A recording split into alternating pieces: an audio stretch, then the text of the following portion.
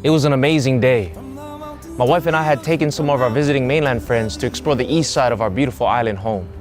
We started our morning at the beach, whale watching and swimming, and we ended our day with a spectacular mountain hike up the Pali. We stopped and got shave ice along the way.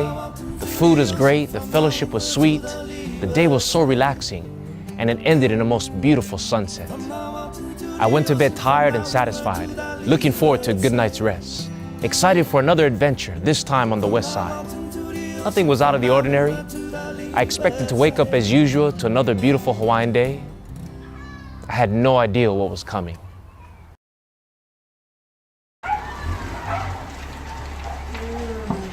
At 3 o'clock that morning, I was rudely awakened by a terrifying scream. There was a loud pounding on my door.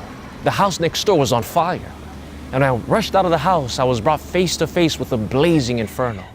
It was already as high as our 2-story home, and it began to reach over our walls. I did my best to protect our home, but my puny garden hose did absolutely nothing. It was good enough to water my mango tree, but it was powerless over this angry conflagration. 5 minutes later, and the fire had broken our windows and was spreading in our family home. The home that my beloved grandfather built from the foundation up with his own hands. Had we slept just 5 minutes longer, perhaps I wouldn't be here to tell the story. I didn't have any time to gather any of my possessions. I only had time to wake up my wife, throw on a shirt, and get out. And thank God we all got out. It was a crazy experience.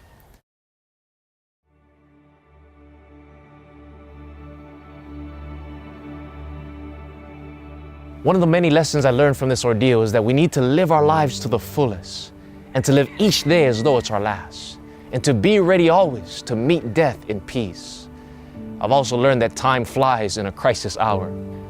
You see, just as I only had a few moments to escape the fiery destruction of our home, so too we in this world only have a little bit of time to prepare for the final destruction of planet Earth. The Bible says that the world is passing away and the lust of it, but he that does God's will abide forever. But unfortunately, many are indifferent to the crisis hour we're in. Many are sleeping in carnal security, thinking that they're going to wake up to business as usual.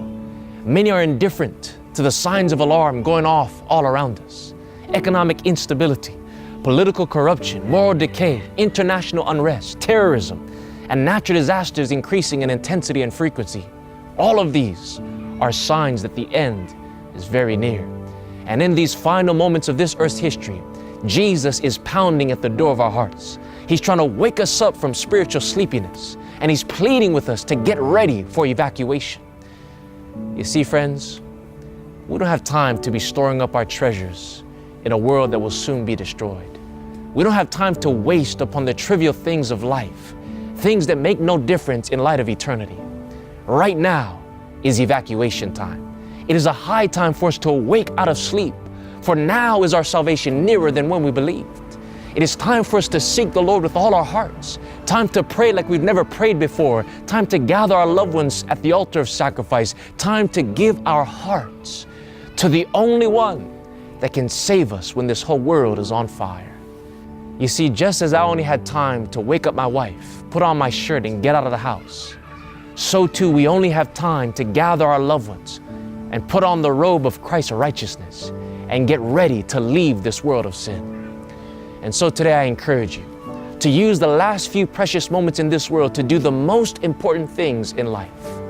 Hug your children, kiss your wife, spend time with your family, get rid of all the non-essentials, and most importantly, let God cover you with the fireproof robe of his righteousness.